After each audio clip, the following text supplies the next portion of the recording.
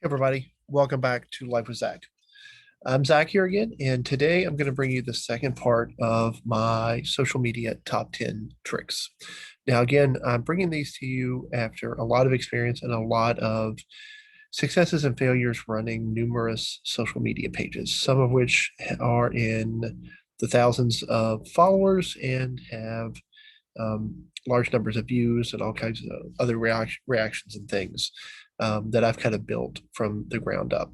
So, having gained that experience, I want to be able to share that with you, and hopefully, you can avoid some of the issues that I've had in the past. If you want, check out the other video, the first part of the top 10, where I talk about having an image and not writing too much on your social media pages. Uh, today's top today's two tips that I'm going to talk about. The first one is be creative. So people want to see creative things on social media. That's why they're there. They could see just some random old thing on TV or on somebody else's social media page. So you have to be creative enough to stand out so that you are not lost in the shuffle.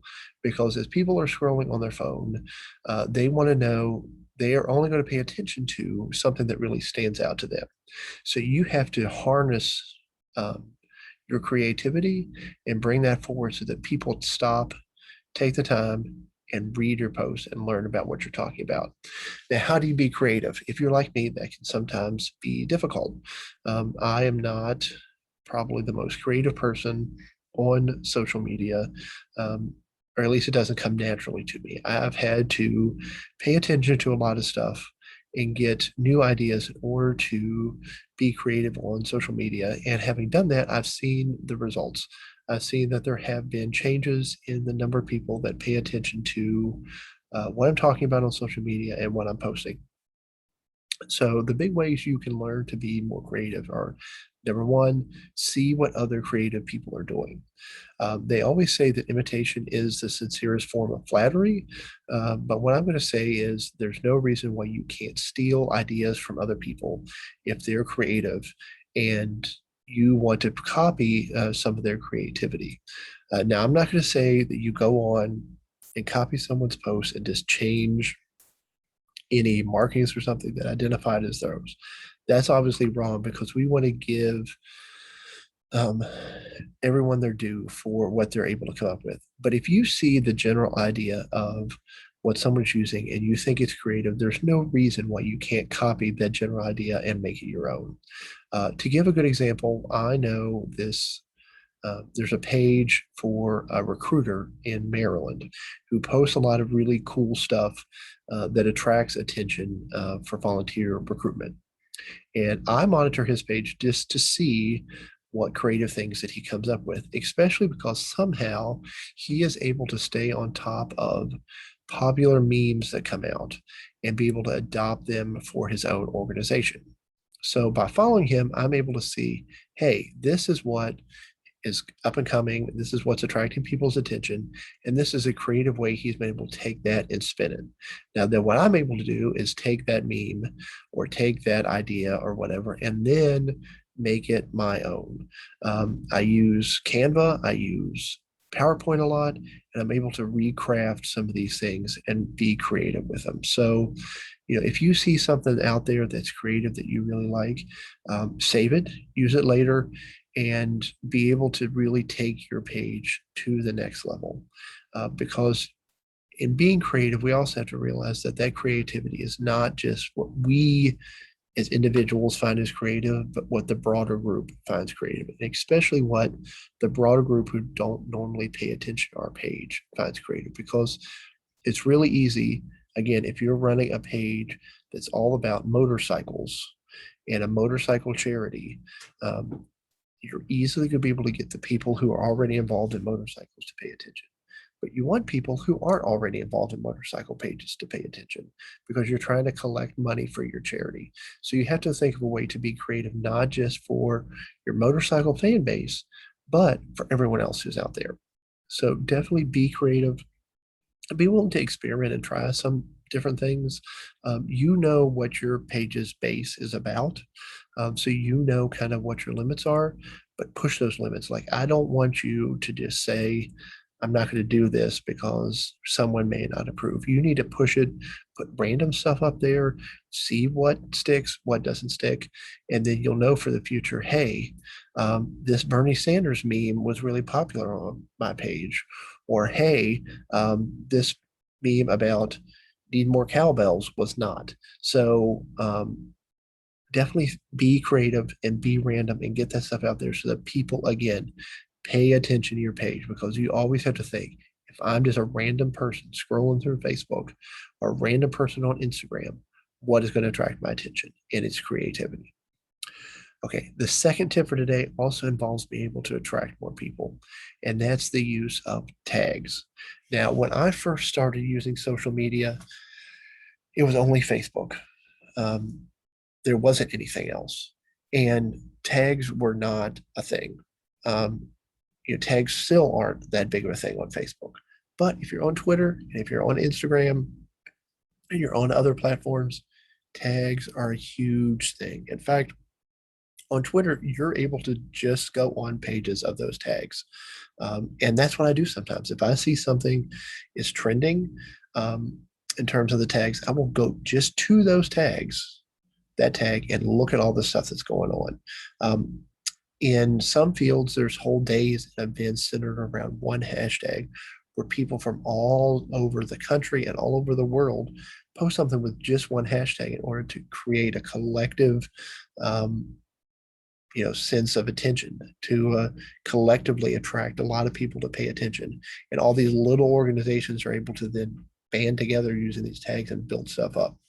And so what I've done is really started adding tags to almost everything that I post in order to attract that attention, to get people to look at things. Because while I'm still, I guess, old school in terms of the fact that while I go on Twitter and maybe look at a tag, I don't go to Instagram and just go to all these different tags just because I'm interested in an ATV. But a lot of people do. And if you post that tag on there, you'll be able to attract more attention. So, and there's no real limit on the number of tags you can put on. Obviously, with Twitter, there is the character count that can limit what you post. But on Instagram and Facebook, there is no real limit. There is a limit, I think, on Instagram, but it's a large limit. So you can put a whole lot of hashtags on there, and you can tag a whole lot of things. And what you're going to want to do is think broadly and outside of your normal base, because that's how you're going to be able to connect to other people. So, if your page is all about, saving a type of animal, let's say you're trying to save the wolves. Okay, if you only ever tag wolf in there, okay, only people that search for that wolf hashtag are ever going to find that. And those are people that are probably already interested in your page anyway. So instead, you need to find a way to tag other things that maybe aren't necessarily directly connected to a wolf, so that when other people click on that tag, they see, oh, here's Zach's Wolf Preserve page. And I'm kind of interested in that. Now I've learned about it, I've connected, and I've liked, and I've shared things on it. So, you can even go so far as to, like today, I'm recording this on a Friday, to tag hashtag Friday. So that you can go as broad and as simple as that. If it was snowing outside, but I'm posting again about a wolf, oh, suddenly I'm able to tag hashtag snow in there, snowstorm, all those different types of variants. So then what happens is anybody who's looking for that, anybody who's experienced a snowstorm, even if they're not in your area, they're able to pick it up. If I'm sitting at the beach, like I wish I was my background, then not only am I going to tag beach, but I can tag vacation, I can tag sun, I can tag water, I can tag tree, all those things. And then people who are looking for those things are going to see that. And if they have even a slight interest, now you've drawn them to their page. Again, it's attracting attention. So be creative with your hashtags, but don't be too creative. Don't post really long and really specific things. Like if you live in a small community in Virginia, like I do, there's probably no need for me to post the specific name of that community as a tag, because what's going to happen is no, very few people are going to look for that tag. So you're trying to do hashtags for things that people are going to be searching for online. And if there's 300 people in your community, then you're probably not going to get a whole lot of traffic out of that tag compared to just Virginia or just the United States or something like that. Now, not only can you use hashtags, but you can tag other people and you can tag other places. You can tag different organizations. So let's say, again, going back to that wolf example, and I'm talking about something that the Department of the Interior did to help a wolf. So I can type, thank you to at US Department of Interior. And suddenly I'll be able to make a connection with them. Now, that sometimes works and sometimes doesn't work, but you may end up they can share it. They now know, and you kind of created a dialogue or at least a thought in their brain that you exist among the Department of the Interior or whoever else you're talking about. And people are able to see that. It actually works with the algorithms on Facebook. The more tags, the more things that you have in there, the more connections you're able to make. And it boosts your page organically. So definitely consider not only hashtags, but tagging people, places. Make sure all of your posts, if you're able to, have a location, because then people who look for that location, then suddenly your post is showing up. Make sure you have those locations. Make sure you tag people that are in them. That will definitely boost traffic to your page and boost traffic to your post. So again, Zach's 2 creative tips out of his top 10 today are: number 1, be creative. Post things that will attract people's attention, even if you're getting them from all over. There's millions and millions and millions of people posting all the time on Facebook, on Twitter, on Instagram, on everywhere else. You can get on there and be creative. Find things that are going to attract people's attention and use tags. Those tags are going to make a big difference in your numbers, in your analytics, and how you're reporting on social media. So definitely be sure to check out my video with my first 2 recommendations.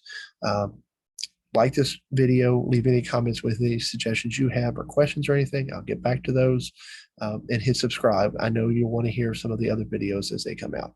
Have a great day.